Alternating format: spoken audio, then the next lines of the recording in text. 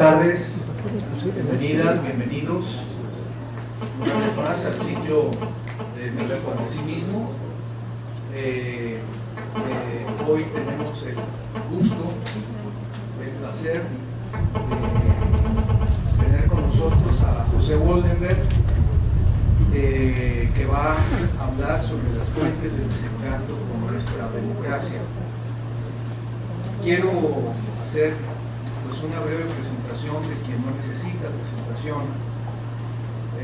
José Woldenberg es licenciado en Sociología y maestro de Estudios Latinoamericanos por la Universidad Nacional Autónoma de México, profesor de la Facultad de Ciencias Políticas y Sociales desde 1974, presidente del Instituto de Estudios para la Transición Democrática de 1989 a 1994, miembro del Sistema Nacional de Investigadores, consejero ciudadano del Consejo General del IFE de 1994 a 1996 y fue designado por la Cámara de Diputados consejero presidente del Consejo General del mismo instituto, cargo que desempeñó del 31 de octubre del 96 al 31 de octubre del 2003. Actualmente es colaborador semanal de Reforma, el periódico Reforma. Entre sus libros está Historia Documental del SPA-UNAM, está Las ausencias presentes en Cal y Arena, la Reforma Electoral de 1996, una descripción general, en colaboración con Ricardo Becerra y Pedro Salazar. Memoria de la Izquierda, la editorial Cal y Arena, La mecánica del cambio político en México, en colaboración con Ricardo Becerra y Pedro Salazar.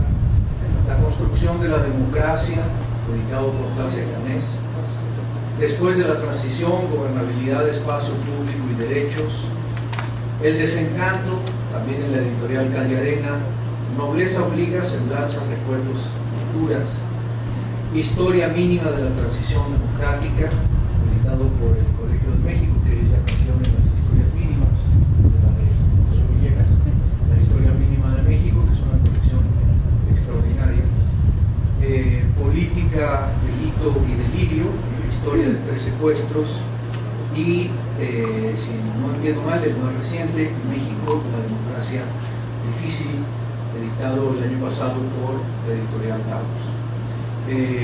Quiero agregar simplemente que pues, él ha sido siempre un amigo de esta institución, profesor de los conferencista cuando lo hemos podido traer, y que pues él ha representado un papel importantísimo en el proceso de transición a la democracia, tanto por sus contribuciones personales como por su participación en el Instituto Federal Electoral a lo largo pues, de los cambios más trascendentes que en materia política ha tenido México de 1996 hasta el momento en que él deja el Instituto Federal Electoral. Como dije, la conferencia que él impartirá es Las fuentes del desencanto por nuestra democracia, y sin más, le doy la palabra. Bienvenido a su. Muchas gracias, muy buenas tardes. Quiero en primerísimo lugar agradecer al doctor Francisco Valdés la oportunidad de estar el día de hoy con todos ustedes.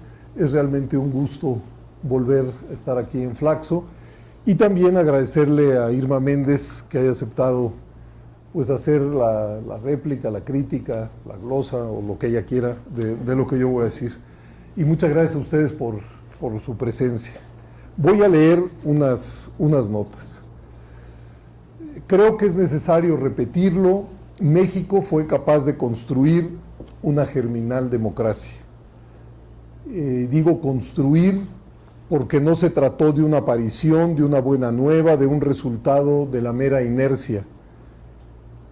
Movilizaciones, debates, elaboraciones, reclamos, conflictos fueron el motor de 6 operaciones reformadoras en el lapso de 20 años, es decir, de 1977 a 1996, que abrieron las puertas para que corrientes político-ideológicas que no se encontraban representadas en el mundo institucional pudieran arribar a él, que desconstruyeron normas e instituciones y diseñaron nuevas de reemplazo para ofrecer garantías de un manejo imparcial de los comicios, y que lograron también edificar un piso más o menos equilibrado para que se reprodujeran las contiendas comiciales. También creo que es una democracia germinal, porque la democracia entre nosotros no tiene más de 20 años. Es más, para ser exactos, yo diría que entre 16 y 17. A pesar de que desde el añejo oficialismo se decía que México era un país democrático, e incluso de la incomprensión extendida del proceso de transición democrática, lo cierto es que las normas, las instituciones, los partidos y la correlación de fuerzas que las sostienen son una relativa novedad entre nosotros. Y además democracia, porque todos los síntomas de ese régimen de gobierno son fácilmente detectables: elecciones competidas, división de poderes, fenómenos de alternancia, pluralismo equilibrado en los órganos representativos, expansión de las libertades y demás. No se trata, por supuesto, del arribo a la tierra prometida, sino apenas a un sistema de gobierno que permite la convivencia y la competencia institucional y pacífica de la diversidad política que cruza y modela al país, y del marco en que los relevos de gobierno pueden hacerse sin el devastador y costoso expediente de la violencia, como decía Popper. Y vale la pena valorarlo, porque hay demasiados indicios de que el aprecio por la democracia no parece crecer, sino decrecer. Ello a pesar de que no exista ninguna corriente intelectual o política arraigada que retóricamente no se diga comprometida con la reproducción de la democracia. Entiendo que dos grandes retos tiene que afrontar la reproducción más o menos armónica de nuestra incipiente democracia. Primero, la de su gobernabilidad, y segundo, la de un entorno social marcado por profundas desigualdades económicas y sociales, lo cual no solo genera tensiones, sino desafecto, distancia crítica hacia los instrumentos que hacen posible a la democracia, los partidos, los políticos, el Parlamento. Entiendo entonces que debo decir algo sobre estos dos grandes retos. Primero, el de la gobernabilidad. El rasgo más sobresaliente de la política mexicana de los últimos años es la existencia de un pluralismo equilibrado en los órganos representativos. En particular en el Congreso, desde 1997 ningún partido ha logrado contar con la mayoría absoluta de los escaños en la Cámara de Diputados, y eso mismo pasa en el Senado desde el año 2000. Y así será por lo menos hasta el año 2018 en la Cámara de Senadores. Es la desembocadura más notoria y elocuente del proceso democratizador. Es producto no del azar y tampoco solamente de las fórmulas de traducción de votos a escaños, sino de una sociedad masiva, compleja, pero sobre todo diferenciada, que no cabe ni quiere hacerlo bajo el manto de una sola agrupación partidista. Por el contrario, una sociedad marcadamente desigual en la que palpitan diversos intereses, sensibilidades, ideologías y prejuicios, encuentra, así sea de manera inexacta, en una pluralidad de partidos los referentes necesarios para identificarse o identificarse a medias. No se trata entonces de un fenómeno artificial, sino de la traducción de una sociedad diversa en una representación igualmente diversa. Esa nueva realidad nos ha enseñado que en ese sentido, la democracia puede tener la necesidad de afrontar los problemas de gobernabilidad que naturalmente surgen de la expresión y la representación de la pluralidad política. Y entendemos por el momento, por gobernabilidad, la capacidad que tiene o no un gobierno para hacer prosperar sus iniciativas en el circuito de representación. Es decir, estamos asumiendo el sentido más estrecho de la palabra. La inexistencia de mayorías absolutas en ambas cámaras hace tortuoso su funcionamiento y difíciles los acuerdos, y por ello surge la preocupación por cómo construir esa mayoría permanente que acompañe la gestión presidencial. Pero si la preocupación es legítima, algunas de las recetas que han circulado creo que no lo son. La fórmula para integrar la Cámara de Diputados incluso premia a la primera fuerza política hasta con un 8% más de asientos en relación a sus votos. Pero como desde hace 6 legislaturas ningún partido ha logrado más del 42.2% de los sufragios, pues ninguno ha conseguido la tan deseada mayoría absoluta de representantes. Esa situación contrasta vivamente, y digo yo, contrasta para bien, con las largas décadas de hegemonía de un solo partido. Recordemos que desde 1929, primero el PNR, luego el PRM y después el PRI, no solo contaron con mayorías absolutas en las dos cámaras, sino incluso con mayorías calificadas. Y en el caso del Senado, con el 100% de los escaños. No fue sino hasta 1988 que el PRI perdió la mayoría calificada en la Cámara de Diputados e ingresaron al Senado los primeros 4 legisladores de la oposición. Pero ciertamente, el pluralismo equilibrado instalado en el Congreso hace más difícil la toma de decisiones. El largo periodo de predominio de un solo partido acostumbró a muchos a ver al circuito legislativo como un mero trámite en donde la voluntad presidencial era procesada con celeridad y sumisión. El presidente y su partido tenían los votos suficientes en el Congreso para hacer que sus iniciativas se aprobaran en forma expedita. Y ello cambió de manera radical a partir de 97-2000. Desde entonces, un solo partido no puede hacer su voluntad en el Congreso. Desde entonces fue necesario hablar, escuchar, negociar, acordar, si se quería sacar adelante cualquier iniciativa. Desde entonces resulta más tortuoso, lento, difícil aprobar una reforma constitucional o legal, nombrar una comisión, establecer el orden del día, dar por buena la ley de ingresos u ofrecer vía franca el presupuesto de egresos. Y entonces, en esta situación, creo que surgió la añoranza. Una fuerte ola de opinión conservadora se desató. El equilibrio de fuerzas complica demasiado la gobernabilidad. Así no se puede, el Congreso es lento, incapaz, se encuentra atorado. Requerimos de una mayoría que haga eficiente la gestión de las cámaras, que el que gane, gane y pueda realizar su proyecto sin estorbosos obstáculos. Y esa corriente desencantada, presurosa y creo yo nostálgica, empezó a idear y a proponer fórmulas para transformar a una mayoría relativa de votos en una mayoría absoluta de escaños. Total, en aras de la eficiencia y la velocidad, la ley podía retocar la voluntad de los ciudadanos expresada en las urnas y concederle a quien más votos obtuviera, digamos el 38%, la mayoría absoluta de los asientos. No importaba que con ello se trastocara la voluntad popular, no importaba que como arte de magia una minoría, la más grande, se convirtiera en mayoría y el conjunto de las minorías se sumaban a la mayoría de los votos, se volvieron en conjunto minorías. De lo que se trataba era de inyectar eficiencia, se decía eficacia, rapidez, agilidad a un Congreso trabado.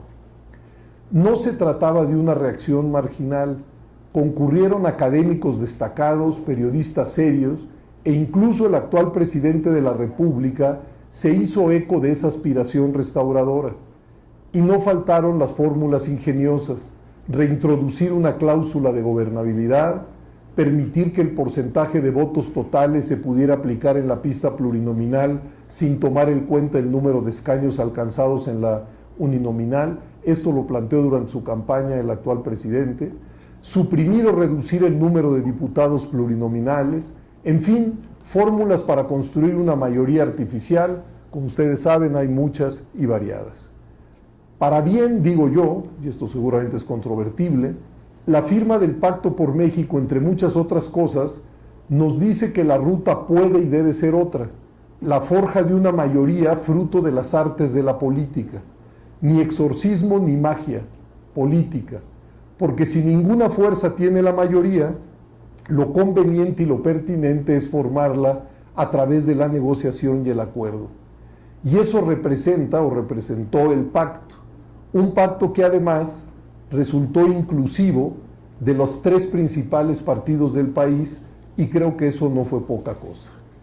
Porque en efecto, las artes de la política pueden trascender incluso malos diseños institucionales. Pero el pacto no tenía por qué ser eterno, ni lo fue, ni creo que sus promotores pensaran de esa manera. Ha llegado, creo yo, el momento de preguntarse y discutir con seriedad si la fórmula de gobierno que consagra nuestra Constitución, un régimen presidencial, es la mejor y la más armónica, dada la existencia de un pluralismo equilibrado que por fortuna ningún exorcista va a poder conjurar. La fórmula presidencial supone que el Congreso y el titular del Ejecutivo emergen de procesos electorales independientes, aunque se celebren el mismo día, de tal suerte que resulta natural un gobierno de minoría, es decir, un presidente que no cuente con el respaldo suficiente en el Congreso. El supuesto de un régimen parlamentario es que el gobierno surge del Parlamento, y cuando un solo partido tiene los asientos necesarios como para aprobar dicho gobierno, debe y puede hacerlo construyendo un gobierno monocolor. Pero cuando ninguna fuerza política tiene dichos asientos, lo natural, lo conveniente y lo políticamente sensato es la edificación de un gobierno de coalición que esté respaldado por una mayoría de legisladores. Esas coaliciones suelen acordar un programa de gobierno, una agenda legislativa y, por supuesto, un gabinete. Y creo que a México pues ha llegado la hora por lo menos de pensarlo. 2. Déficit de orden democrático. Si la democracia tiene 2 caras, hemos avanzado mucho en una y casi nada en otra. Trato de explicarme. Como Jano, la vieja divinidad romana, la democracia mira en 2 direcciones opuestas.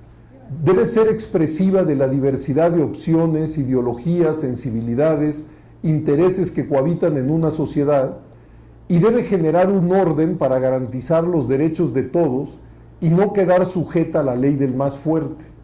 Se trata de 2 caras que viven en tensión, no fácilmente reconciliables, porque ponen en acto valores enfrentados. El ejercicio de las libertades una, y el límite a dicho ejercicio para preservar los derechos de terceros la otra. Libertad sin orden, ya se sabe, puede generar anarquía, y orden sin libertad es sinónimo de dictadura. Por ello, la democracia, dicen los libros de texto, supone un orden donde puedan expresarse libremente las distintas nociones, ideas y proyectos, en el entendido que todas ellas son parte de un todo mayor que las protege y exige respeto para los otros. Recordé aquella vieja idea de Arthur Koestler de que cada individuo, familia, tribu, sociedad y el propio Estado porta al mismo tiempo, decía él, una tendencia integradora y una tendencia autoafirmadora. Cada uno de esos eslabones, él los llamaba olones a todos porque eran al mismo tiempo un todo y una parte de un sistema mayor, decía él, necesita y quiere preservar su individualidad y al mismo tiempo requiere ser y es parte de un todo mayor. Lo cito: la tendencia autoafirmadora constituye la expresión dinámica de su carácter de todo, mientras que la tendencia integradora lo es de su condición de parte. Se trata de que cada parte debe afirmar su personalidad, pero al mismo tiempo la parte ha de someterse a las exigencias del todo. Suponía él que esos 2 resortes tienen que mantener un cierto equilibrio que sea bueno para el conjunto y bueno para la fracción, y si ello no sucedía, se multiplicaban, decía él, las patologías. Pues bien, en nuestra germinal democracia no son pocos los que quieren afirmar su personalidad, asumiéndose como un todo, sin tomar en cuenta que al mismo tiempo son solo una parte de un todo mayor que reclama una cierta y necesaria integración de esa parte. Me temo, sin embargo, que se requiere algo más que llamados a la buena conducta para construir ese equilibrio virtuoso entre las tendencias de autoafirmación y de integración entre los intereses y exigencias propias y los del conjunto. Jano no solo veía en direcciones distintas, sino también hacia el pasado y el futuro al mismo tiempo.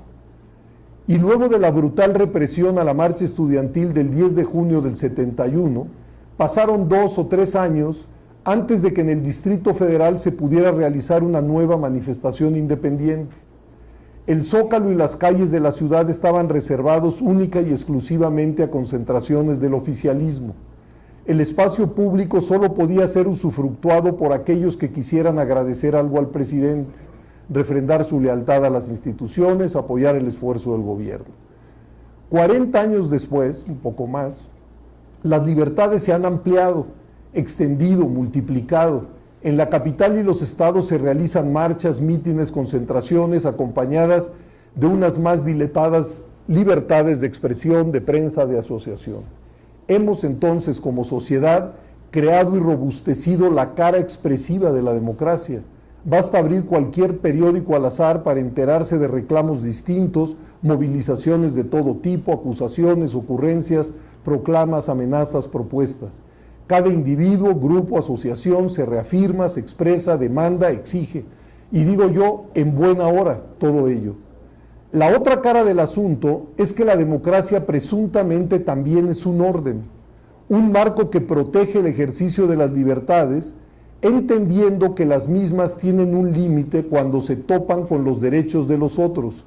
Supone que las partes que conviven y compiten bajo su manto tienen el derecho de afirmarse, pero a condición de que acepten que no se encuentran solas en el escenario y que los otros merecen no solo respeto, sino consideración. El marco normativo, la estructura del Estado, las garantías de las personas, se suponen diseñadas para armonizar los derechos individuales y sociales con la reproducción de la compleja vida en sociedad. Pues bien, en esa dimensión, nuestros déficits, creo, están a la vista. Como si fuera Jano, veo hacia el pasado y observo mucho orden y escasa libertad, lo que puso en acto un fuerte reclamo democratizador. Oteo el futuro y espero que el péndulo no llegue al otro extremo, porque ya se escuchan voces que suspiran por regresar al orden a como dé lugar. Si mal no entiendo, tenemos entonces como país, no solo como Estado, no solo como sociedad, un reto de esos que se dicen de época: establecer un equilibrio entre libertades y respeto a los derechos de tercero, y creo que a eso se le llama orden democrático. El problema es que es muy sencillo decirlo, pero está más que complicado construirlo. 3. La pobreza. Pero la democracia, como ya lo apuntaba el PNUD desde el año 2005, se reproduce en medio de agudas tensiones, fruto de la pobreza circundante. Los datos agregados más sobresalientes del siempre relevante análisis y medición de la pobreza que cada 2 años presenta el Coneval son que la población en situación de pobreza pasó de 2010 a 2012 del 46.1% de la población al 45.5%, una disminución minúscula en términos relativos, y de 52.8 millones de personas a 53.3 millones, un incremento pequeño en términos absolutos. También que la población en situación de pobreza extrema disminuyó un poquito en cifras absolutas y relativas, del 11.3 al 9.8 y de 13 millones a 11.5, y que tanto porcentual como en números absolutos aumentó la pobreza moderada, del 34.8% al 35.7% y de 39.8 millones a 41.8.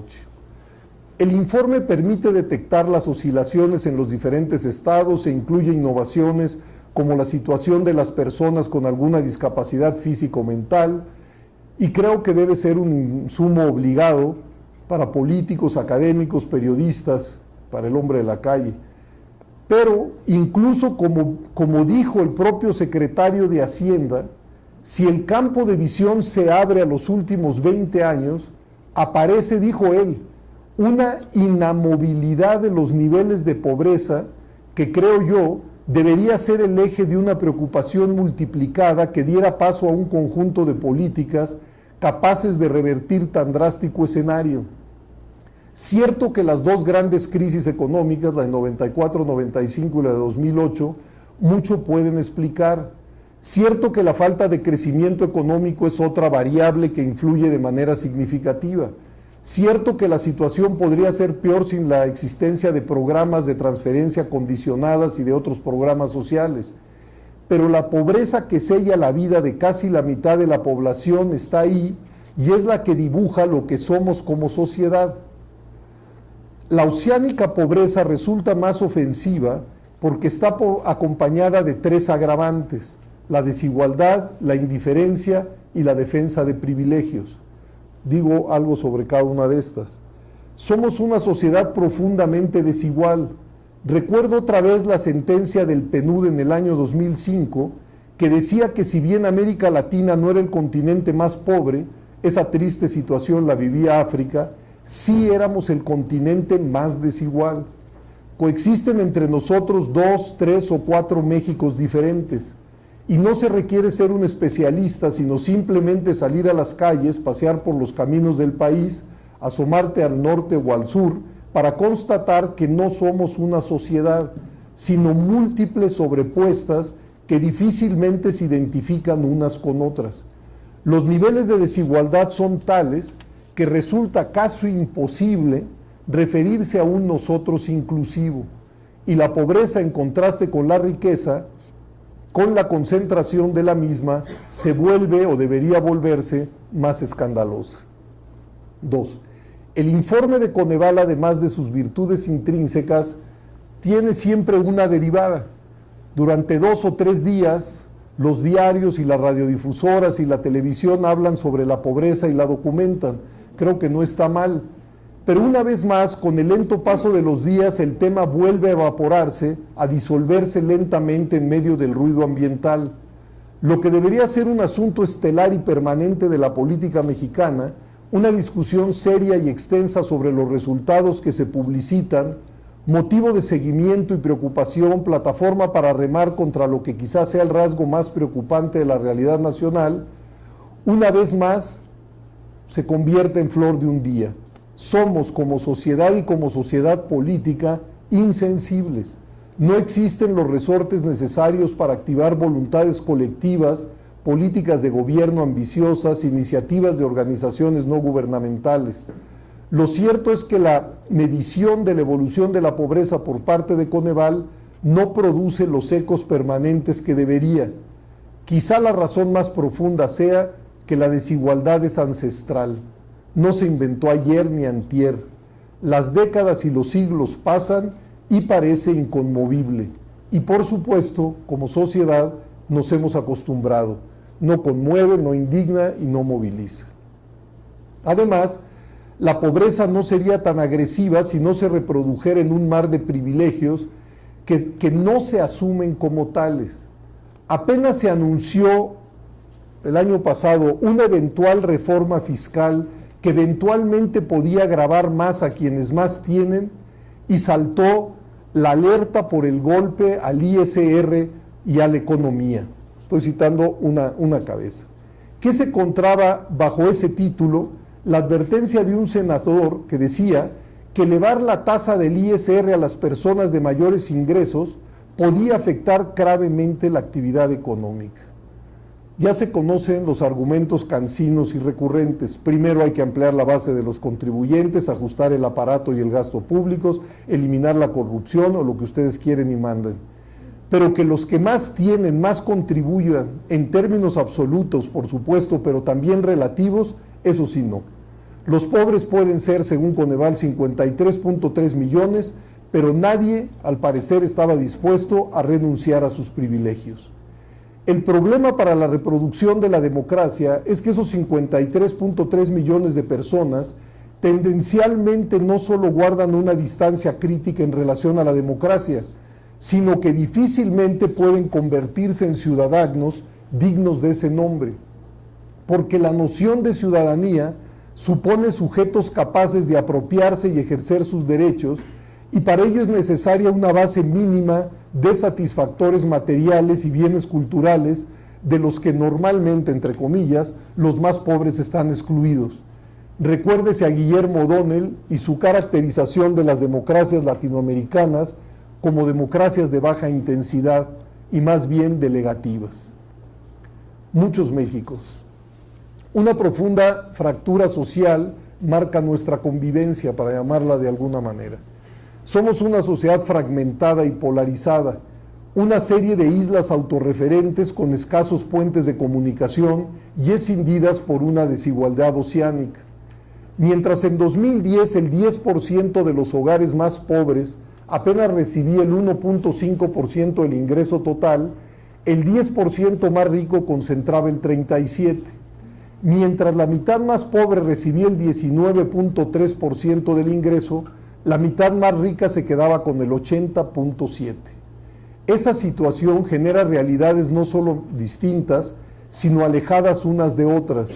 Son islotes tapiados que solo ven por sus propios intereses y no pueden ver por el conjunto.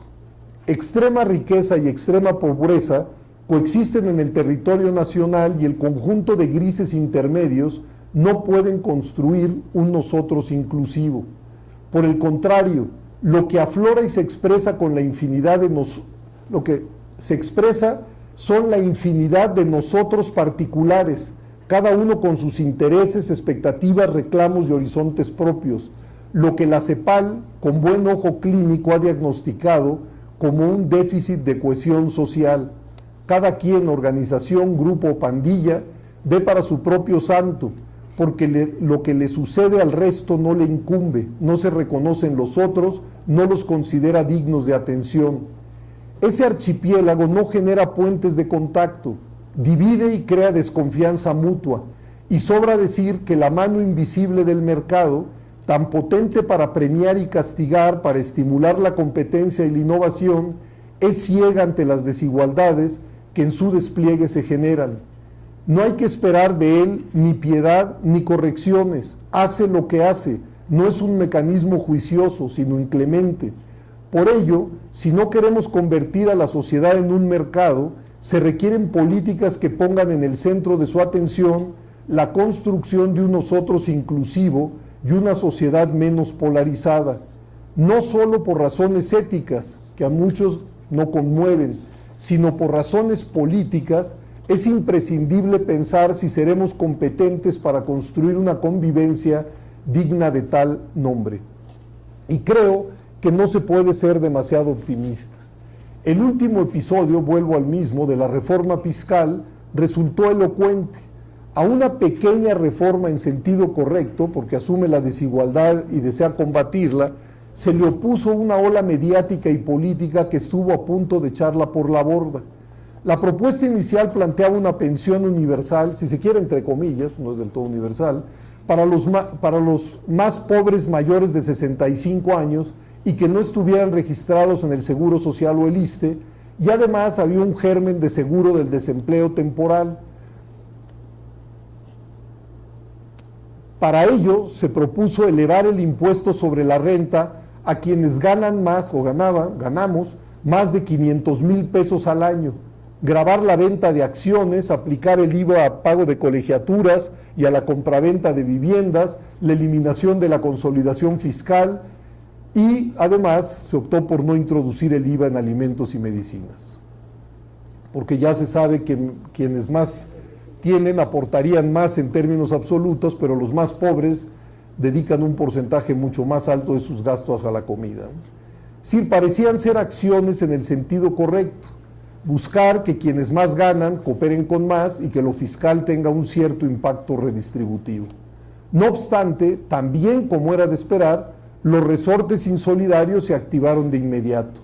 Nadie depone sus privilegios sin por lo menos acusar al gobierno o al Congreso o a los partidos o al pacto de abusivos, insensibles o lo que ustedes quieran. Los privilegios son eso, un trato excepcional a través de reglas o indultos que benefician a unos en prejuicios de otros, pero que son vividos por sus beneficiarios como si fueran derechos. Y es imposible esperar que quienes han explotado y sobreexplotado esos privilegios los dispongan de buena gana. Nadie milita contra sus intereses. Si la consolidación fiscal fue utilizada por algunos empresarios para cargar pérdidas a empresas sanas y con ello evitar el pago de impuestos, cuando se intenta remover, y por fortuna eso sí se logró, más de uno se sintió defraudado. Si quienes invierten en la bolsa de valores ahora tendrán que pagar un impuesto por sus utilidades, es natural que se quejen para intentar mantener pues aquella exención que los beneficiaba. En el reino de los intereses particulares es quizá iluso esperar solidaridad, pero para eso se supone está el Estado, para intentar ver por el conjunto. Resultó sintomático que en muchas de esas reacciones se haya omitido lo que quizá otorgue el mayor sentido a las medidas propuestas, la llamada, insisto, pensión universal y los primeros pasos a un seguro de desempleo. Dos propuestas que estarían apenas iniciando una especie de piso social para hacer de la nuestra una sociedad menos escindida. Otra fuente de reacciones adversas es la que tiene que ver simple y llanamente con lo que yo llamo la ilógica política. Si el gobierno es la encarnación del mal, dice la pulsión opositora, no estoy dispuesto a concederle nada, ni el beneficio de la duda, porque todo reconocimiento lo fortalece y me debilita a mí. Esa fórmula maniquea y simple asume que solo el destacamento opositor es capaz de generar mejores condiciones de vida para todos. Una ficción útil para mantener la cohesión de los propios y enfrentar a los otros. Creo que hay que decirlo, ciertamente una mayor recaudación demanda una mayor transparencia y rendición de cuentas, por supuesto. Es el complemento indispensable para que los recursos públicos sean correctamente ejercidos, para evitar todo tipo de corruptelas y para que el ciudadano de a pie conozca cómo invierten y gastan las instituciones del Estado. Y termino con una última nota, que yo llamo la falta de comprensión y aprecio por la democracia. El aprecio por la democracia es una dimensión que no puede escapar al análisis.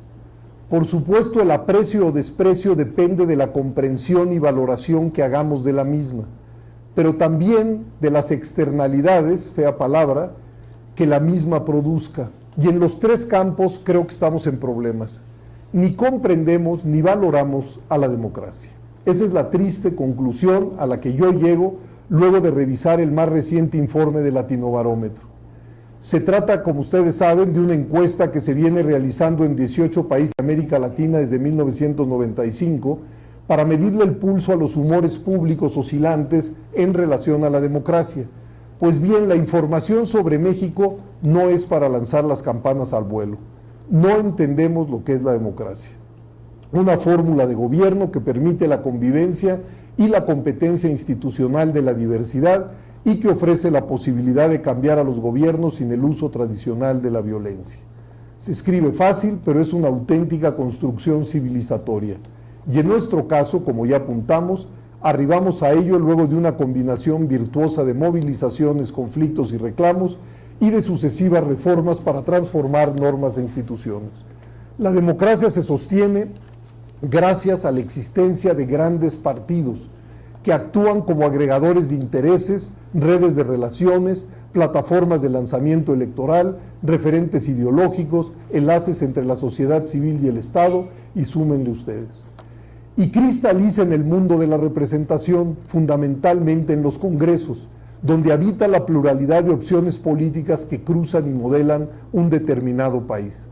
Por ello, la democracia y su sustentabilidad son imposibles sin partidos y Congreso. No obstante, a la pregunta de si la democracia puede funcionar sin partidos, el 45% de los mexicanos respondimos que sí. Se trata del porcentaje más alto de la región, 14 puntos por arriba de la media latinoamericana y muy lejos de Venezuela, que fue el 14%, Argentina el 17%, Dominicana 18%, Uruguay 23%. También quedamos en el último lugar cuando se afirma que la democracia puede funcionar sin Congreso Nacional. 38% de los mexicanos respondimos que sí, otra vez muy lejos de Argentina, 11%, Venezuela 14%, Uruguay 17%, y 11 puntos por encima de la media de los 18 países. Pero tampoco la apreciamos con suficiencia. Dado nuestro pasado autoritario, uno pensaría que la democracia sería bien valorada. No obstante, no es así.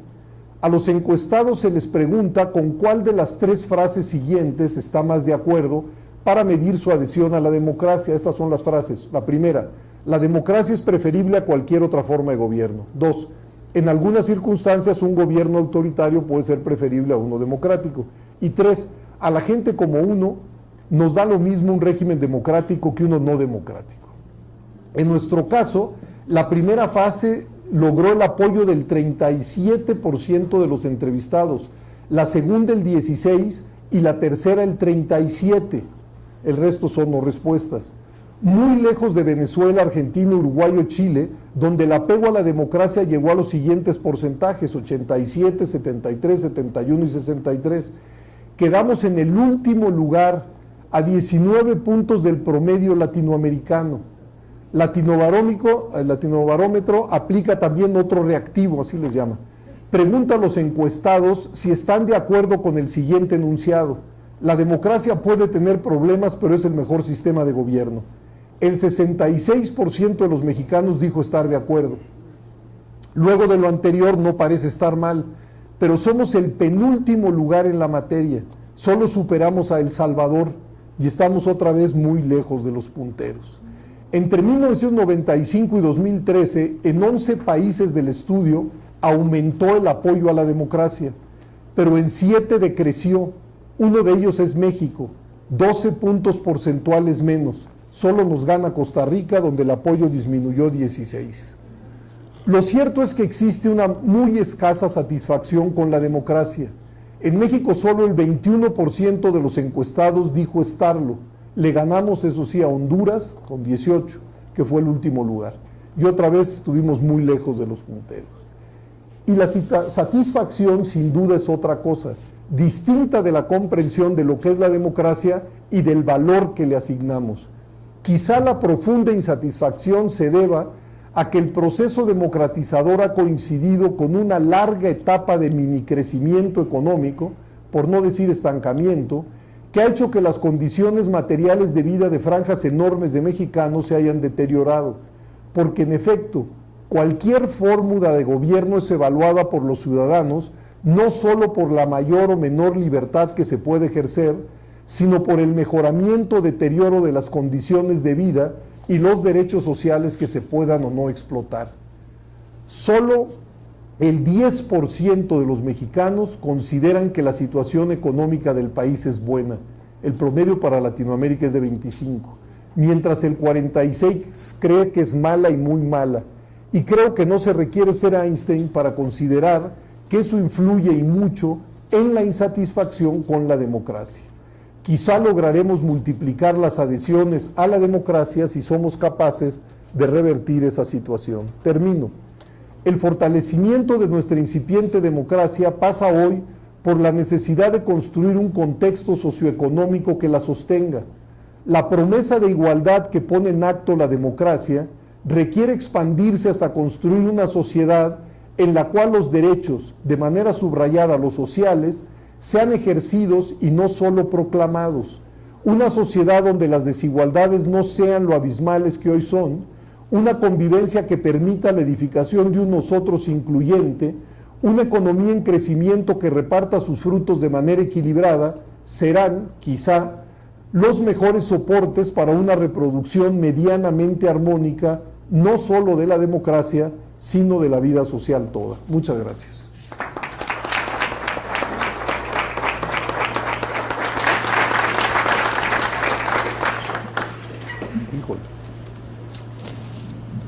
José Goldenberg, muchísimas gracias. Creo que esta presentación,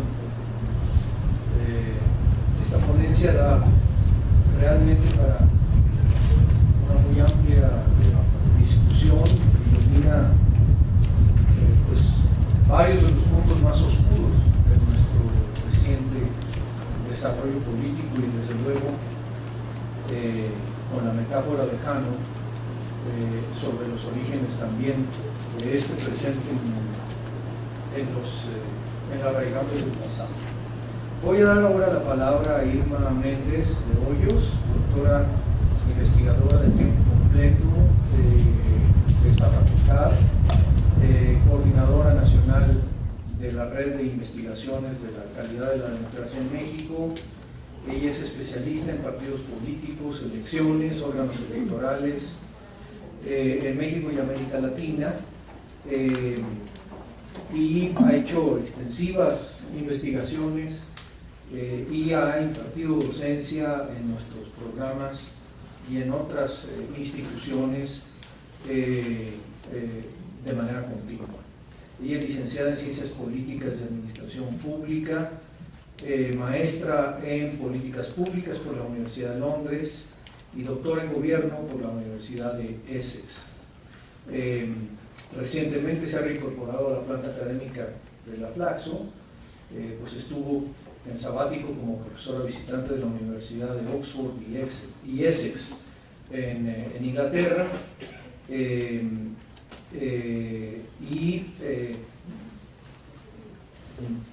autora de numerosas publicaciones en materia electoral, en calidad de la democracia. Creo que lo más reciente que hemos conocido, por lo menos yo, de su trabajo, ha tenido que ver con el desempeño de las instituciones electorales a nivel local, no solamente los institutos electorales, sino también los tribunales electorales. Así que sin más, le doy la palabra a Irma para su comentario, para pasar después a un diálogo con Irma. Bienvenida y gracias. Sí. Bueno, muchas gracias. Es para mí un honor estar en esta mesa y tener la oportunidad de realizar algunos comentarios a partir de lo mencionado por el maestro Woldenberg. Me voy a concentrar en dos aspectos. El primero tiene que ver con las fuentes del desencanto y los déficits de nuestra democracia. Y el segundo, con la calidad, tipo y alcance de las reformas democratizadoras. Respecto al primer punto, el maestro Woldenberg apunta que en un contexto de pobreza y desigualdad es difícil lograr que una democracia funcione bien y haya una participación política amplia. Yo creo que a esos factores estructurales difíciles de cambiar hay que añadir otros más coyunturales, como el desempeño de las instituciones políticas y de los actores políticos. Para algunos autores, las fuentes de desconfianza y satisfacción y de confianza están muy ligadas a la percepción ciudadana positiva o negativa sobre el desempeño de los partidos, los gobiernos, los políticos, diputados, senadores y poderes en general, ¿no? Así pues, si el desencanto equivale a insatisfacción o desconfianza, es necesario evaluar el desempeño de instituciones y actores, así como valorar las expectativas bajo las cuales realizamos esos juicios. Considero que las expectativas en México se han movido, a la par de una transformación de la sociedad, la que describe Woldenberg como una sociedad más plural e informada, es a la vez una sociedad más exigente, ¿no? Compuesta por ciudadanos que exigen gobiernos más eficientes y no solo democráticos. Desde mi punto de vista, no basta hoy con que el PRI, el PAN y el PRD participen exitosamente en las elecciones.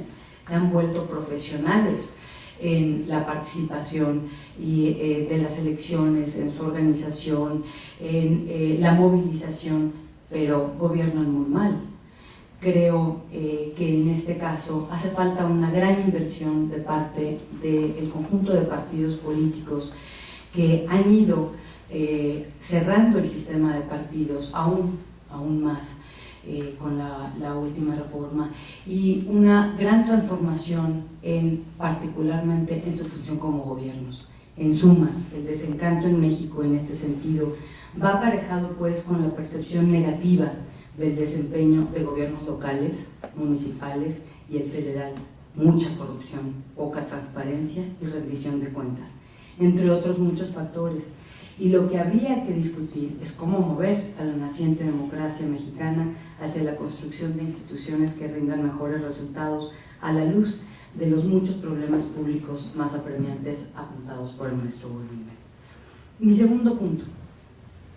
El maestro Woldenberg hace un enfático reconocimiento a las reformas que entre 77 y 96 permitieron construir una germinal democracia, le llama, y señala que las movilizaciones, debates, elaboraciones, reclamos y conflictos fueron el motor de estas 6 reformas. Considero que esta movilización social y política permitió legitimar, en muchos sentidos, ¿no?, las reformas de ese periodo y entender de qué se trataban y qué se pretendía solucionar. Creo que las últimas 2 reformas electorales y de manera mucho más contundente la última de 2013-14, a las que no hace mención el maestro Goldenberg, es una reforma desdibujada, poco o nada acompañada de debate y movilizaciones, y en ese sentido poco legitimada. En las últimas semanas se ha puesto de manifiesto que pocos entienden el porqué de la última reforma electoral. Muchos acusan la negociación en lo oscurito entre los partidos y el intercambio de las reformas, la energética, por la política electoral.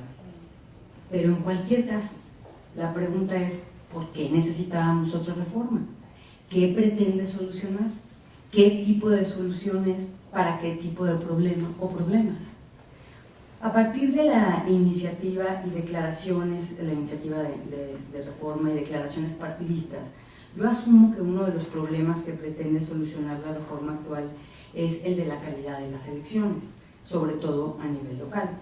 ¿Qué clase de problema había o hay? Y voy a hacer un pequeño comercial, perdón, pero el doctor Loza, el doctor Nicolás Loza, que también es profesor investigador, y yo acabamos de publicar un libro, que es que es el resultado de una investigación que coordinamos en el que se incluye un diagnóstico del diseño institucional de los institutos electorales estatales y los tribunales electorales estatales. La conclusión es clara y contundente. Los institutos electorales estatales en México no son lo totalmente independientes ni profesionales que el modelo supone, y están en realidad altamente partidizados. Asimismo, el diseño institucional de los tribunales favorece su independencia y en menor medida transparencia. Los órganos electorales locales garantizan elecciones libres, equitativas y competitivas, sobre todo en la ley. El problema es la calidad. En la práctica, los procedimientos pueden ser sesgados o manipulados y las reglas permiten un proceso de toma de decisiones discrecionales en muchos casos. Ante este problema, la pregunta es si el Instituto Nacional de Elecciones es o no una solución. Mi respuesta es quizás. Tengo mis serias dudas, pero considero que una reforma abre la oportunidad para modificar el status quo. Y si bien los resultados son inciertos, porque inciertos son los efectos de cualquier reforma política y electoral, son muchos los factores que condicionan finalmente los resultados y el impacto múltiple de una reforma. Lo que sí puedo decirles es que el INE es al menos una ventana de oportunidad para colocar estándares más altos de calidad para elecciones locales y federales.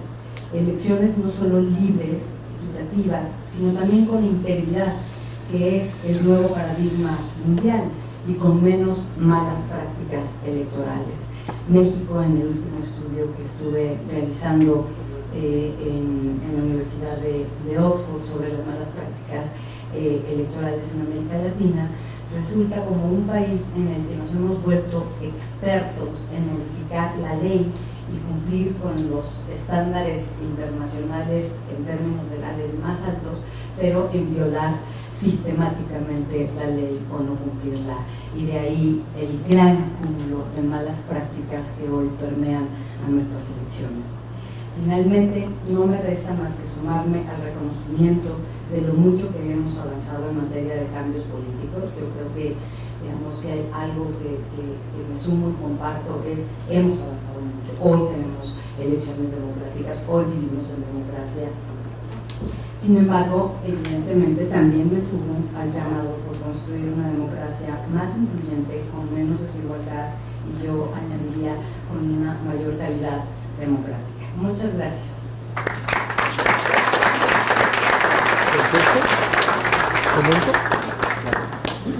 Doy ahora la palabra a José Goldenberg para responder al comentario y después pasamos a las preguntas.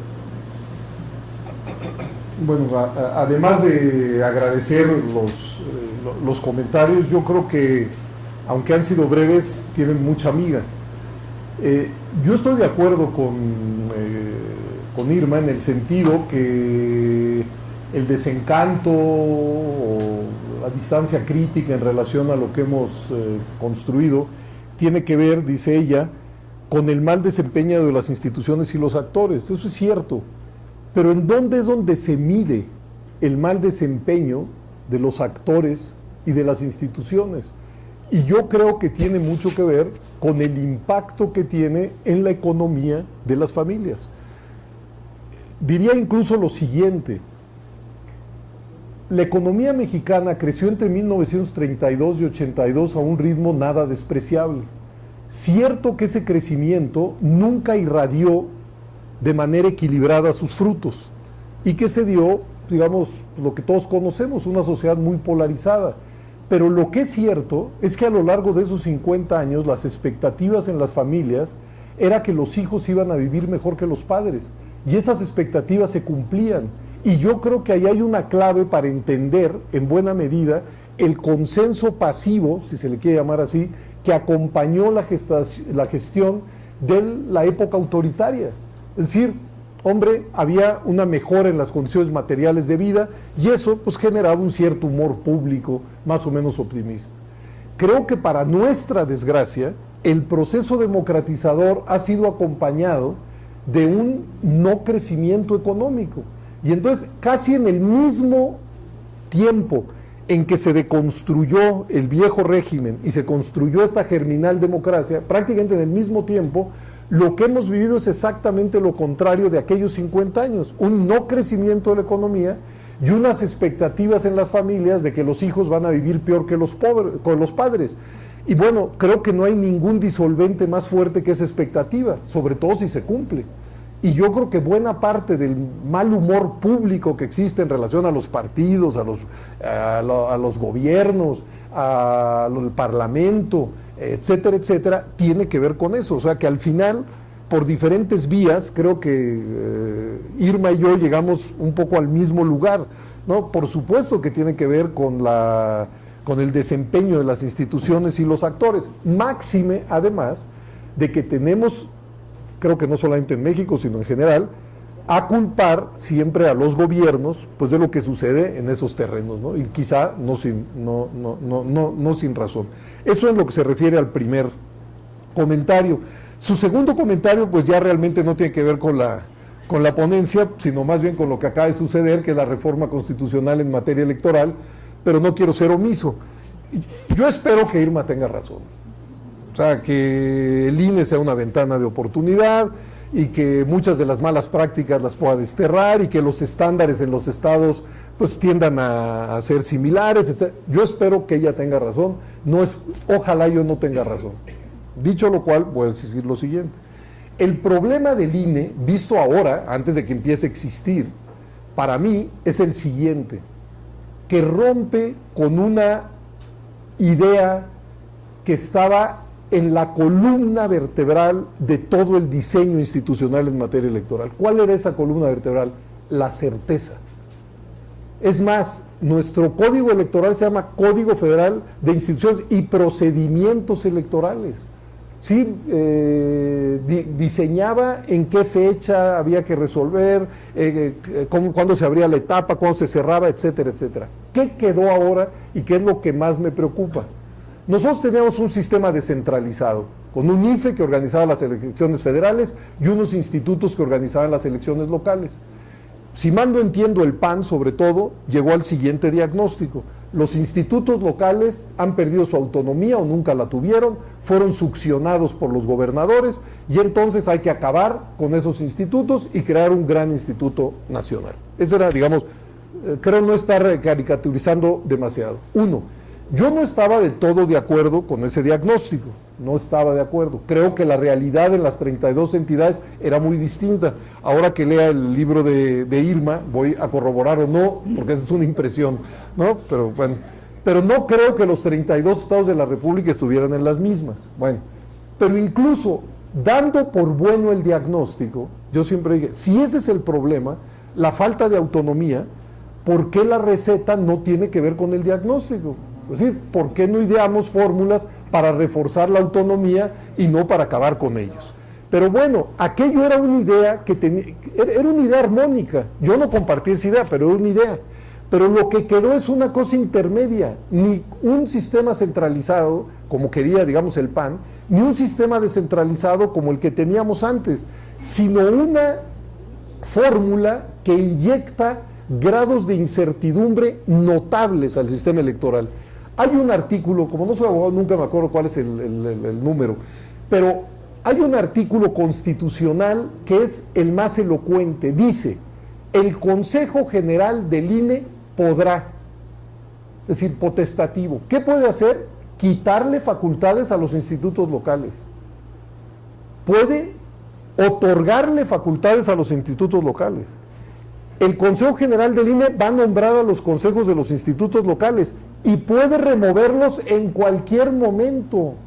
Bueno, eso se llama aquí en China incertidumbre absoluta, y creo que no se necesita ser pues, demasiado perspicaz para pensar lo que eso va a poner en acto. Supongamos, el día de mañana hay elecciones en donde les gusta, en Querétaro, Aguascalientes, Zacatecas, es lo de menos, y la fuerza política A, el partido A, le dice al Consejo General del INE, remueve a esos consejeros, porque son parciales, son facciosos, y el partido B le dice, ni te atrevas a moverlos, porque esos consejeros son probos, independientes, etcétera, etcétera. Bueno, no importa lo que haga el Consejo del INE, no importa si le da la razón a A o a B, el problema es que ya el asunto se amoló. ¿Y por qué? Porque se rompió con la idea fundamental de todo el sistema, que era el de la certeza. Lo que hay que irradiar en materia electoral es certidumbre, y construir un órgano que tiene la potestad de hacer o dejar de hacer, o de hacer una cosa o hacer la contraria, es un aliciente perverso para los actores políticos. Y, digamos, esa es mi duda. Pero bueno, ojalá pues no suceda esto que yo estoy diciendo, ¿no? Sí, por supuesto que sería mejor que sucediera lo otro, ¿no? Y sí puede haber, si es una oportunidad, para que muchos de los procedimientos eventualmente sí se acaben homogenizando, que creo que en esa dirección se iba de todas maneras. Pero bueno, hasta ahí me quedaría. Muchas gracias. Bueno, como siempre, nuestro método es hacer posibles 3 comentarios o preguntas breves. Insisto en lo del breve, o el comentario pregunta, cada quien lo decide, para nuestro expositor, y después de una ronda de 3 pasamos a la respuesta. Por favor. Doctor, somos compañeros de la misma facultad. Soy Humberto Vega, soy director de planeación de la Secretaría de Salud y el creador de lo que hoy se conoce como el programa Oportunidades con el doctor Fumate. Firmé el primer tramo del contrato con el Banco Mundial por $350 millones, donde se establece el criterio de la transferencia monetaria. He leído algunos de los artículos de usted donde dice que las transferencias monetarias no tienen el efecto suficiente. En el contexto del programa Oportunidad no es la transferencia monetaria solamente, sino está amarrada al hecho de desarrollar capacidades. Si la familia deja de llevar al niño a la escuela o al médico, automáticamente se le quita la beca. Y esto lo hicimos porque la mejor manera de acabar con la pobreza es desarrollar capacidades en los niños, y hasta eso las evaluaciones que se han tenido de Coneval y de organismos internacionales, el programa es exitoso. También la evaluación que se ha hecho sobre el índice de Gini, con y sin las transferencias monetarias en México, es muy elocuente. Si se hubieran quitado las transferencias monetarias, esto hubiera sido terrible.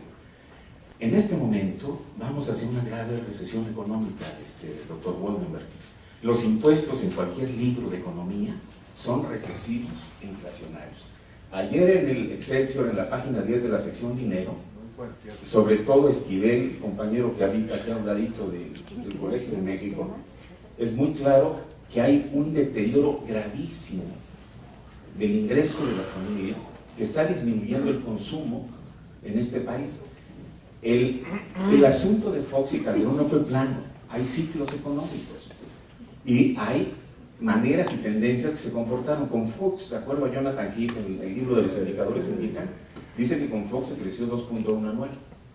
A pesar de que Calderón se le cayó en el 2009 por una recesión mundial, el crecimiento fue de 1.9. En este momento vamos hacia una gravísima recesión económica. Keynes no hablaba de la democracia, sino de la civilización. Dice que el problema de la civilización depende de la economía. La economía es una cuestión de civilización, no solamente de la democracia. Para nosotros hay 360 grados en esta democracia. Regresamos al inicio. Tenemos otra vez a los periodistas que les gusta el dinero. Es una clase que les gusta el dinero. En el caso del seguro de desempleo no lo van a fondear del ISR, querían fondearlo de las cuotas, de las pensiones. No se los autorizó el Congreso y Hacienda quedó de que a ver de dónde la iba a sacar, pero no va del ISR. Y los impuestos no son solamente de ISR, le pegaron a los vales de despensa que hacen que el costo laboral sea más alto. Con todo respeto, ¿podría usted formular su pregunta para dar oportunidad? Yo creo que va implícita. Si está implícita, entonces le pido termino. su venia. ¿Cómo no? Somos de la misma facultad, yo creo que tenemos un debate muy fuerte. Te convoco a que en la facultad discutamos esto. Voy a presentar un documento muy serio, lo distribuyo en toda la facultad y yo creo que lo podemos discutir ahí. El doctor Temkin, por favor. Sí, bueno, te felicito, José, por la conferencia. Gracias. Y a Irma por los comentarios. Ahora, parecería como que hubo dos partes de tu conferencia, dos partes centrales. En la primera diría, es una defensa de los logros democráticos del país y de la democracia. La segunda parte, hablas de los problemas. Y lo que está pasando en muchos sentidos es que mucha gente agarraría la segunda parte de tu conferencia y diría, no, pues entonces hay que ponerle comillas a la democracia mexicana. O sea, una democracia que tiene desigualdad económica no es democracia, y supuestamente hay una democracia verdadera, total, ideal, etcétera, ¿no? Y podrían hallar en tu segunda sección, digamos, fortalecimiento para esa visión que le pone comillas. Y ahí hay digamos, una paradoja. Tú lo que quieres defender, creo yo, es la perfectibilidad de la democracia mexicana, y no que la democracia mexicana tiene comillas, lo que lo convierte como en lo contrario. Espero que me estoy explicando lo que estoy diciendo, porque si uno sigue en Facebook y tú sigues a la gente que supuestamente desde la izquierda está criticando, está usando las comillas para describir lo que hay en México. Ya no hay democracia, o de hecho nunca la ha habido y tampoco ahora la hay. Y entonces lo que habría que hacer es buscar otro modelo, quién sabe en dónde, quién sabe en otro país, etcétera. Se usa un poco para disminuir la importancia de la democracia realmente existente en México, y no solo para proponer mejorarla y hacerla más perfectible. Por favor, aquí. Buenas tardes, felicidades al doctor, a la maestra por los comentarios, al doctor también. Yo quiero preguntar, ¿qué tanto juega en el desencanto con la democracia los abusos en el uso de los recursos públicos?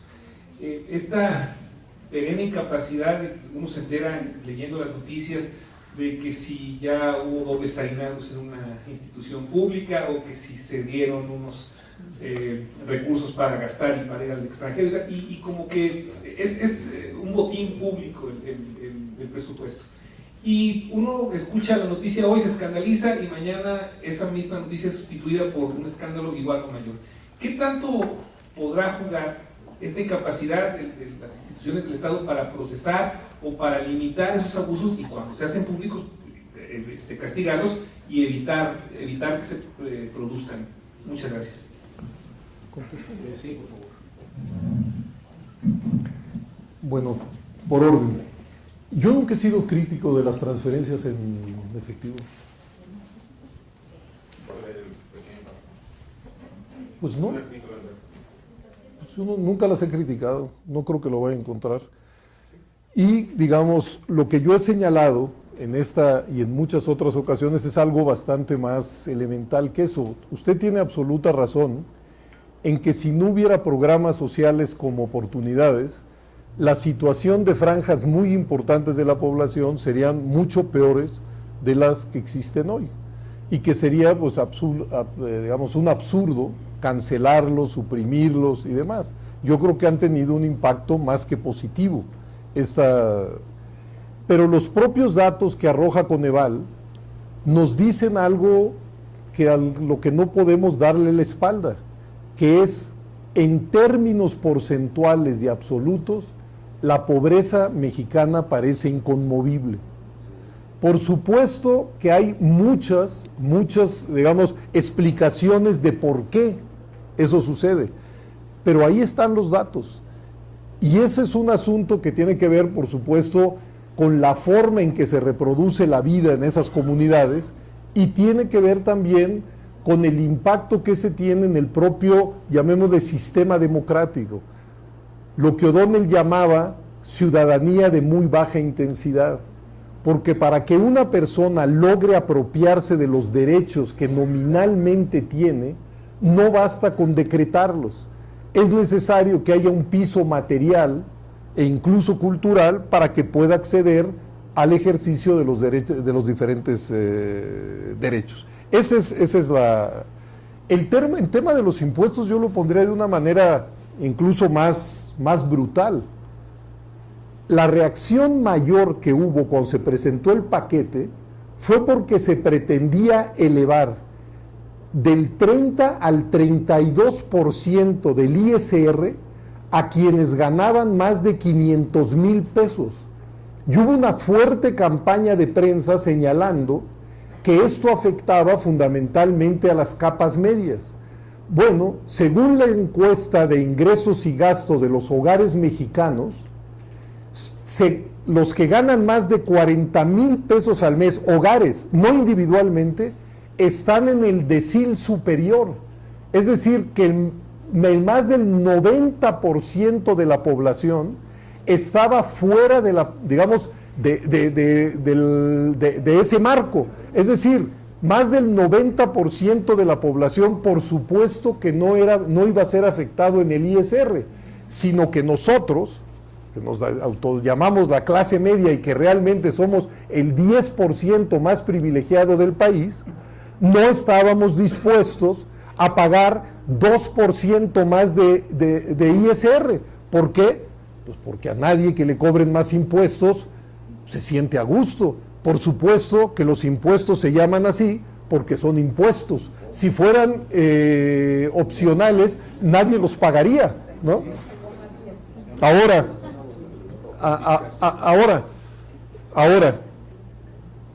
yo no creo que hayamos vuelto al inicio. No creo que hayamos vuelto al inicio, por una simple y sencilla razón. Porque si uno ve el mundo de la representación política hoy y el de hace 30 años, pues los cambios están a la vista. Digamos, hace 30 años el presidente era del PRI, todos los gobernadores eran del PRI, todos los senadores eran del PRI, el 80 y tantos % de los diputados. Yo recuerdo cuando en 1977, de 2.400 y tantos municipios, había 4 gobernados por la oposición. Bueno, hoy cualquiera puede voltear y bueno, tenemos sí un presidente del PRI, pero tenemos gobernadores de diferentes partidos. El PRI y el presidente no tienen mayoría absoluta en la Cámara de Diputados, no tienen mayoría absoluta en la Cámara de Senadores. Los gobernadores coexisten con presidentes municipales de otros partidos. Es decir, hay un equilibrio de fuerzas en el mundo de la representación que creo que difícilmente se puede negar. Incluso yo escuché críticas, por ejemplo, al pacto, señalando que con eso, pues lo único que se hacía era reforzar el poder del presidente.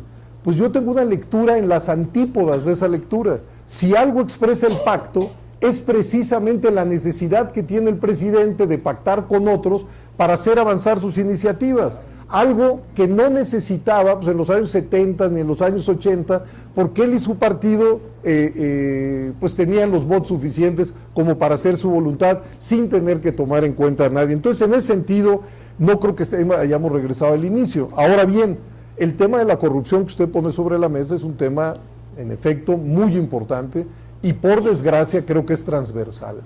Es decir, que cruza a las diferentes organizaciones políticas y que por desgracia también no es privativo, no es patrimonio de una sola formación política. Pero bueno, ese es otro tema. A lo que señalaba Benjamín, yo creo que pues, lo que él dice, yo lo firmo. Es decir, mi alegato es a que esta germinal democracia, es decir, además yo lo llamo democracia, porque tiene todos los síntomas de la democracia. Sé que hay otras corrientes de interpretación que dice que no lo es, pero yo afirmo que es una democracia, pero trato de ver cuáles son sus debilidades precisamente en un alegato de cómo la podemos hacer más, digamos, más sólida y menos vulnerable. ¿Qué quiero decir con esto?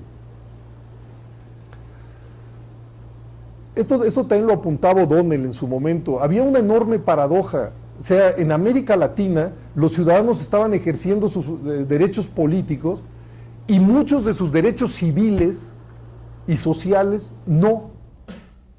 Y claro, la historia, o por lo menos la historia que nos han contado de manera esquemática, ¿no?, es que ha habido una progresión, ¿no? Primero en el siglo XVIII los derechos civiles, y luego los derechos políticos, y luego los derechos sociales. Entonces, O'Donnell y otros decían, bueno, en América Latina tenemos una paradoja. Se ejercen los derechos, digamos, de segunda generación, pero muchos de los de primera no. O sea, a la gente no la trata igual el Ministerio Público cuando llega a hacer una denuncia. Y ahí gravita pues su estatus social, su capacidad de gestión, lo que se quiera, todo el mundo de los prejuicios y las discriminaciones y lo que se quiera. Entonces, ahí tenemos ese problema que tiene un caldo de cultivo que no es otro, creo yo, que el de la pobreza y la desigualdad. Y si queremos una democracia fuerte, que se pueda reproducir de manera armónica, creo que más que andar buscando, como hemos venido buscando en los últimos 30 años, un ajuste más en el mundo electoral y en el mundo de la representación y demás, creo que tenemos que ir al caldo de cultivo donde pues, se desarrolla nuestra vida en común. Y ese caldo de cultivo, pues creo que tiene demasiadas deficiencias. Y si el desencanto está alimentado por los abusos con la utilización de los recursos públicos y demás, sin duda alguna. Sin duda alguna, es decir, cada noticia de la cual se documenta que hubo un mal uso de los recursos, que alguien robó, que dilapidó, etcétera, etcétera, pues claro que la imagen que se proyecta pues es la de un funcionariado en las instituciones del Estado inescrupuloso, corrupto, insensible, etcétera, etcétera. Ahora, hay una paradoja también, o dos por lo menos. La primera es que por supuesto que todos los funcionarios que no son eso, no tienen visibilidad pública, ¿no? O sea, lo único que tiene visibilidad pública pues, es cuando hay corrupción, cuando no, pues se da como normal. ¿Sí? Los medios no tienen reflejos para hacer un seguimiento de la normalidad, digamos, sino de la anormalidad. Y la otra paradójica que yo lo plantearía como pregunta abierta, más que como una pregunta abierta es, ¿realmente hoy el mundo de la política es más corrupto que el de hace 30, 40 años? ¿O hoy hay más visibilidad pública sobre la corrupción? Y luego como pregunta por lo siguiente, hace 30 años no había legislación en relación a la transparencia. Hoy sí. ¿Cómo se manejaba la información pública? Como si fuera información privada. Hoy cualquiera de nosotros puede acceder a información de las diferentes dependencias públicas. Entonces, con esa información, pues se le puede dar un mejor seguimiento a todas las, digamos, a los fenómenos de corrupción y demás. En esa dimensión. Dos, la prensa o los medios.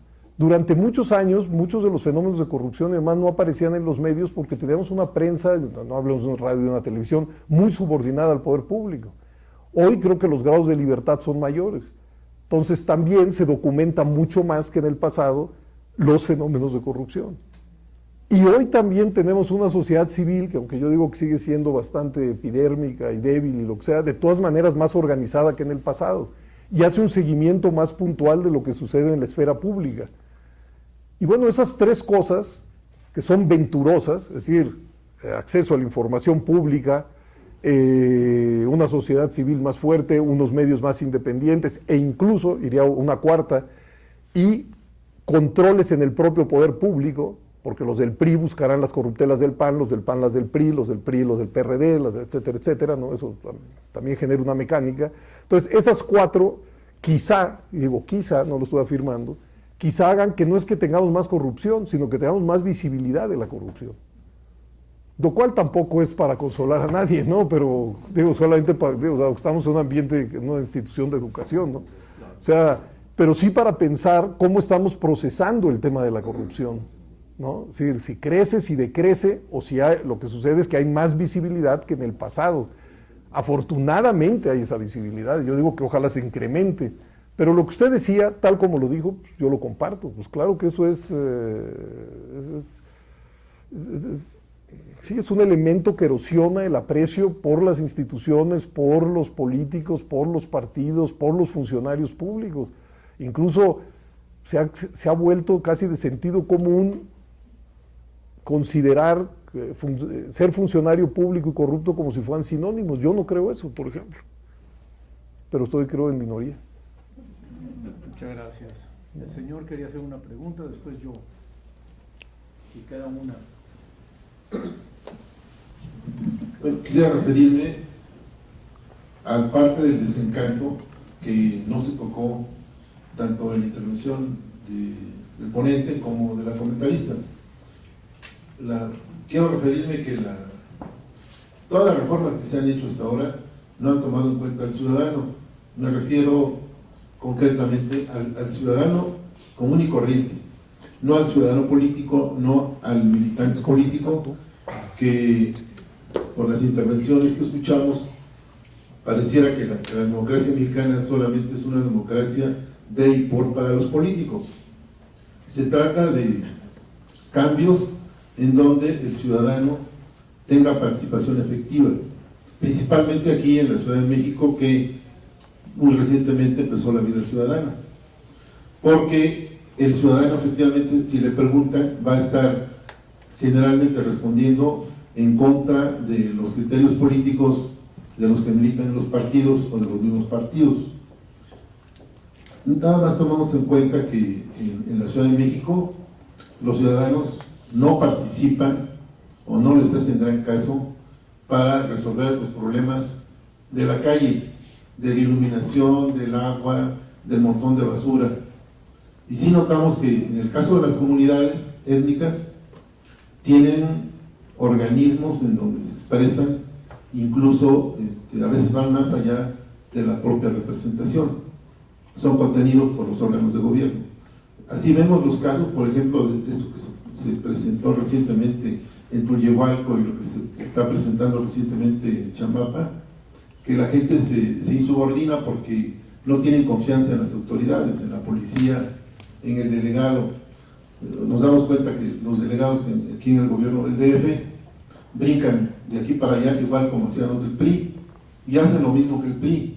Tal pareciera que las reformas políticas han sido en los últimos años solamente para domesticar al dinosaurio y darle una vida con pasiflorina.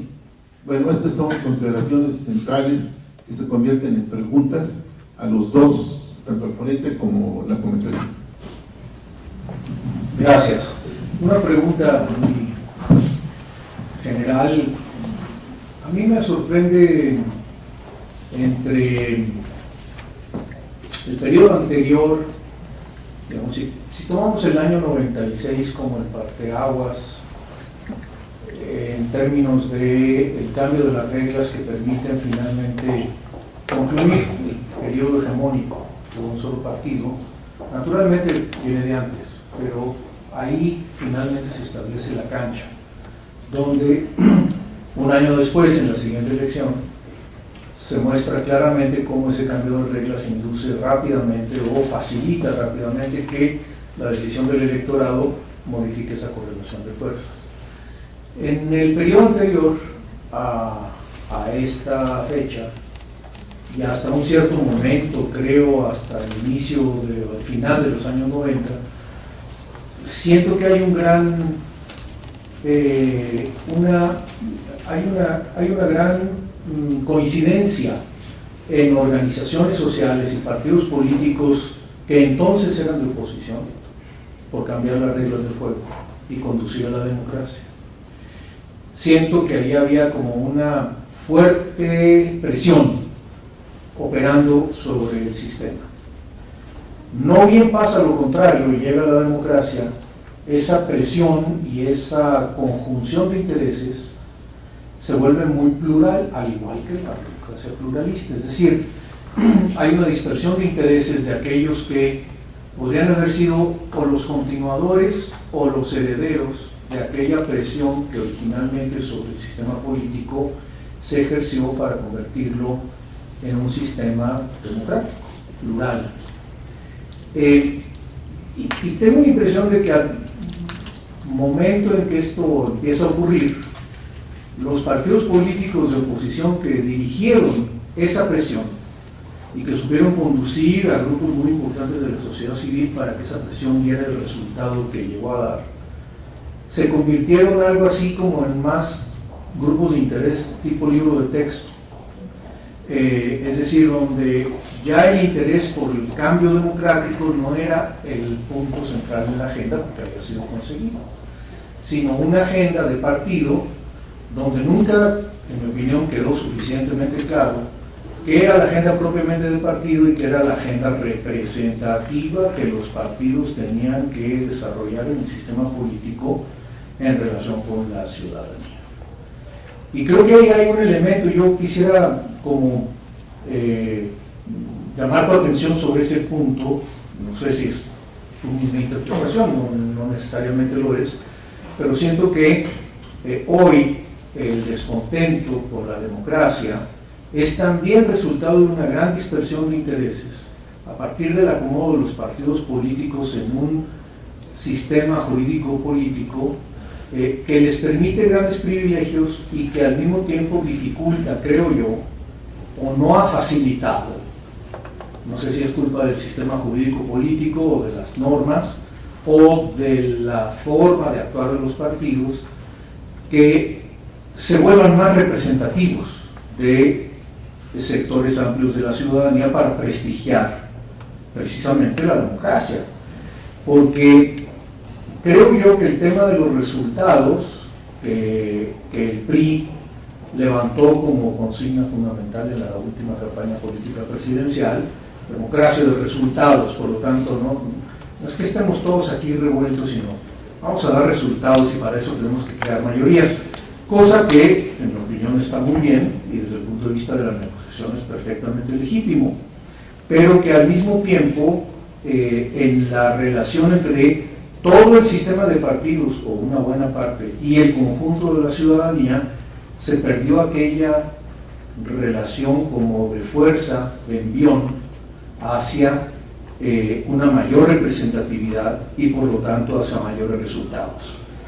¿Por qué no se llegan a mayores resultados? No sé, en por lo menos una docena, no sé si trágica o no trágica, pero una docena de años en donde persiste de alguna manera, sí acuerdos en algunos temas importantes, pero en muchos no, y en una gran cantidad, lo vimos el año pasado, había una agenda acumulada y rezagada que nos guste o no, se resolvió el año pasado, en por lo menos 5 o 6 temas fundamentales para el desarrollo del país, que me refiero a las reformas estructurales. Y ahí creo que hay algo que tiene que ver, no sé cómo llamarlo, sociología política, la relación entre sociedad y partidos, que cambió en forma importante y dejó de reflejar lo que sí estaba reflejando, digamos, del momento intenso de desarrollo político que se da entre el 88 con la caída del sistema y casi 10 años después, 96, con el emparejamiento completo de la cancha. Entonces, sobre eso que quisiera tu opinión. Y una última pregunta por parte del doctor José del Tronco.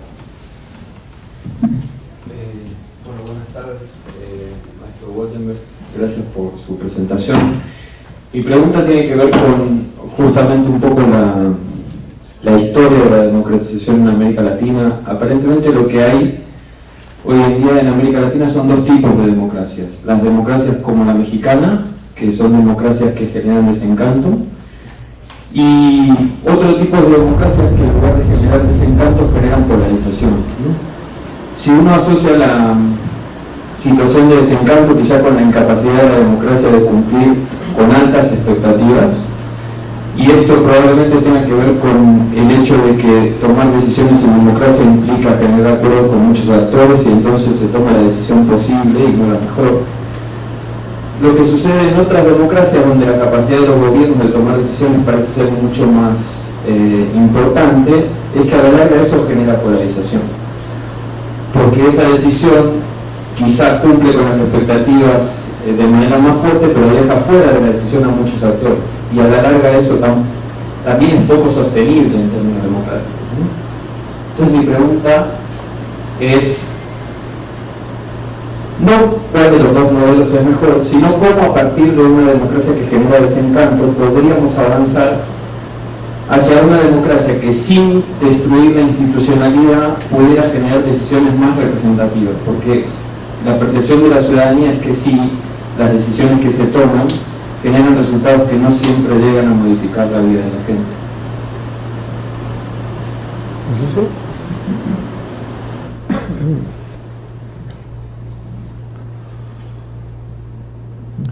Bueno, el tema que planteaba el compañero es un enorme tema, ¿no? Que es el de la participación de los ciudadanos en la política y los conductos que existan o no para esa participación. Yo creo que una de las, digamos, de lo que hace de nuestra democracia una democracia en muchos terrenos epidérmica, es que tenemos un déficit de organización social.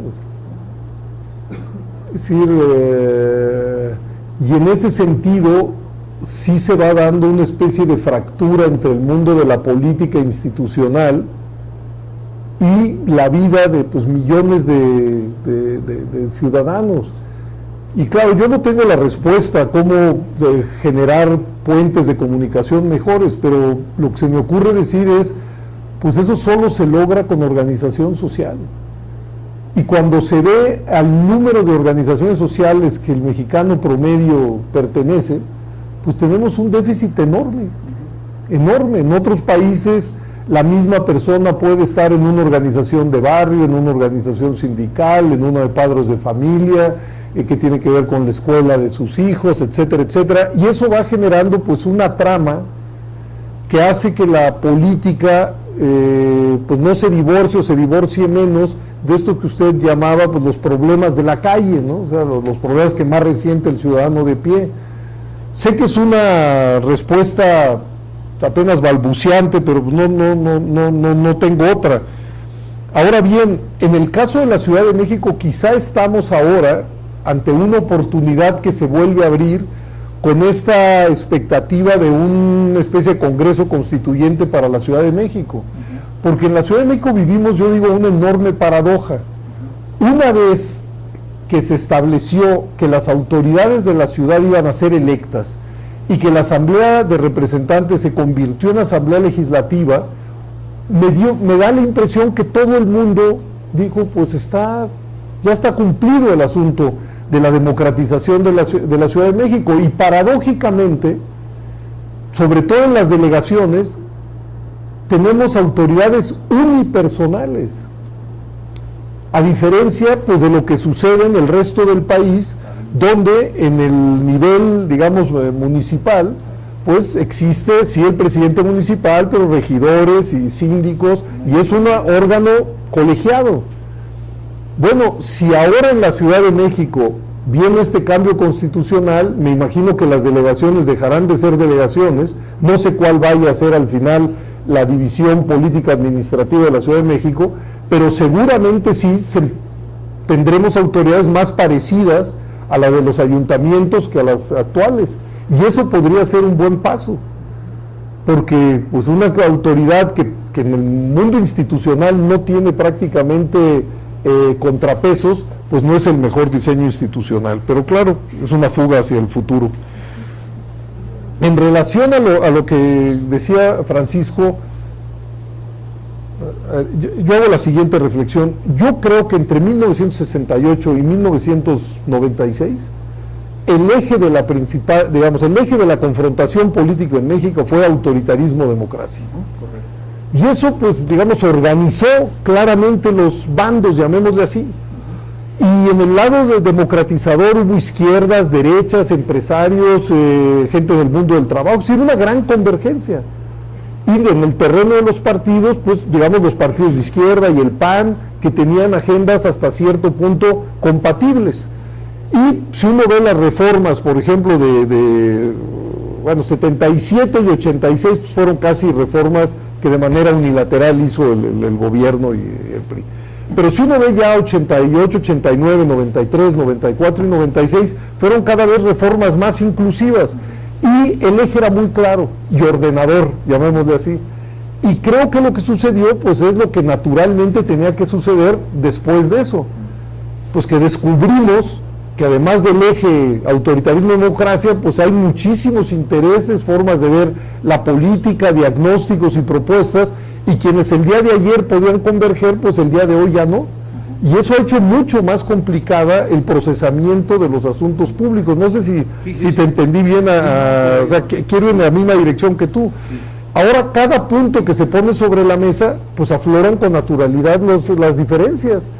¿Y por qué? Pues porque sobre cada asunto hay diagnósticos y propuestas distintas. Y esto me permite ligar con esto último. Yo creo que gracias a que en los últimos años en México ninguno de los partidos políticos ha tenido mayoría absoluta en el Congreso, eso a fin de cuentas, y aunque tenga mala prensa, nos ha ayudado a todos a reeducarnos, a querer o no. Es decir, desde el presidente de la República hasta el diputado más modesto de cualquier partido sabe hoy con certeza una cosa: que si no negocia, no acuerda, no pacta, sus expectativas en cualquier terreno no se van a poder cumplir. Y todos han ido aprendiendo pues, lo que usted decía, que al negociar, al pactar, etcétera, etcétera, pues esas expectativas se ven moduladas por las expectativas de los otros. Y normalmente pues se ven eso, moduladas, reducidas, transformadas. Y eso también quizá está en el código genético del desencanto, ¿no? Es decir, que nadie puede hacer su voluntad ni llevar ni hacer realidad sus ensueños, ¿no? Sino nada más pues ir administrando poco a poco y con otros pues sus iniciativas, quizá, ¿no? Eso ayude también a explicar el desencanto. Ahora, su pregunta, la verdad yo no la puedo contestar, es decir, ¿cómo logramos una democracia, si no lo entendí mal, cada vez más representativa y que revierta esta ola de desencanto, ¿no?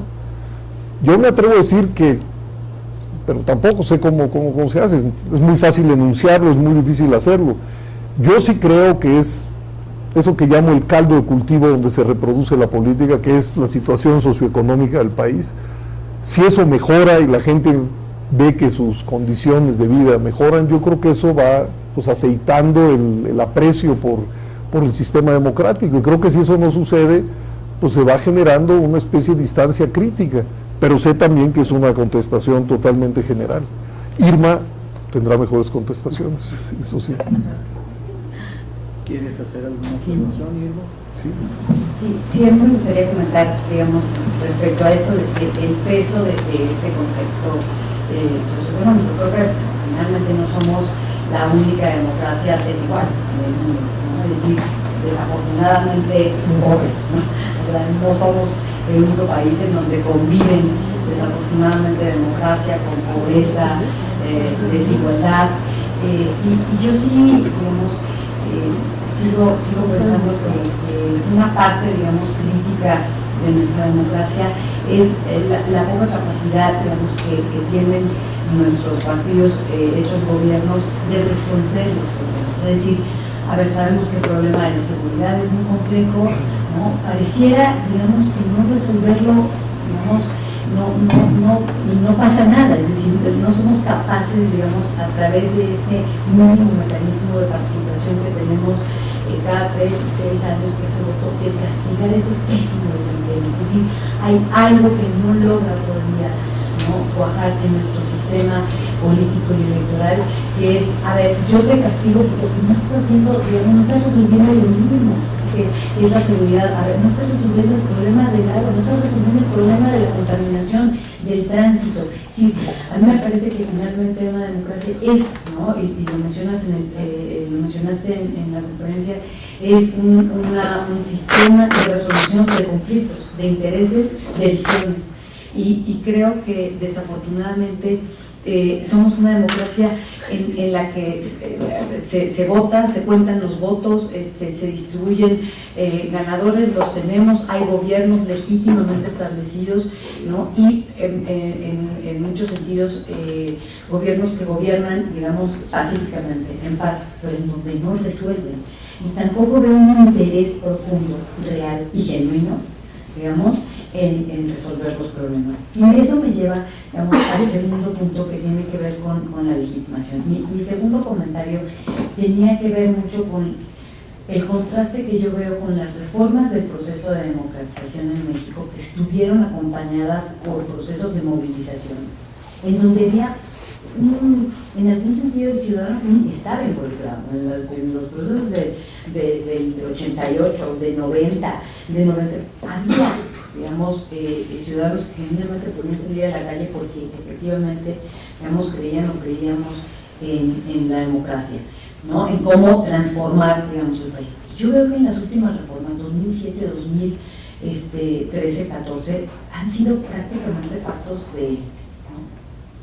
Ellos deciden cuál es el problema y deciden, digamos, cómo solucionarlo, modificando las reglas electorales y siguiendo, digamos, poniéndole, ¿no?, fuego a esta parte, digamos, que deberíamos de dejar en paz, y lo comparto, y tratar de solucionar otros problemas, pero sin el proceso mínimo de legitimación que tiene que ver con, ¿y eso qué beneficios al final va a reportar para el proceso democrático? Creo que esta falta de participación y de movilización, en algún sentido el interés de parte de las élites políticas y partidistas por involucrar a los ciudadanos en una discusión respecto de efectivamente lo que pasa, ¿no?, y las reformas y de qué beneficios podrían hipotéticamente tener, hacen un proceso de legitimación que finalmente, ¿no?, termina generando también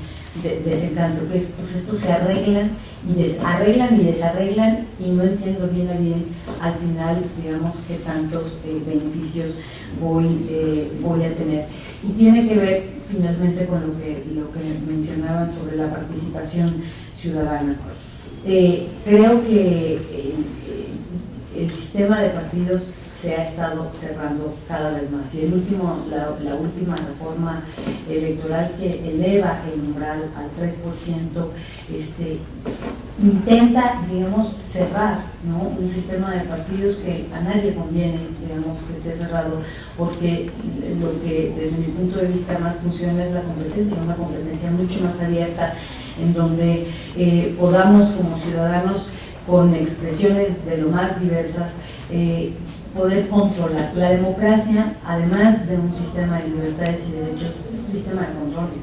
Y creo que en eso hemos tenido grandes déficits. No hemos construido en México los controles suficientes, digamos, para que las instituciones democráticas funcionen mejor.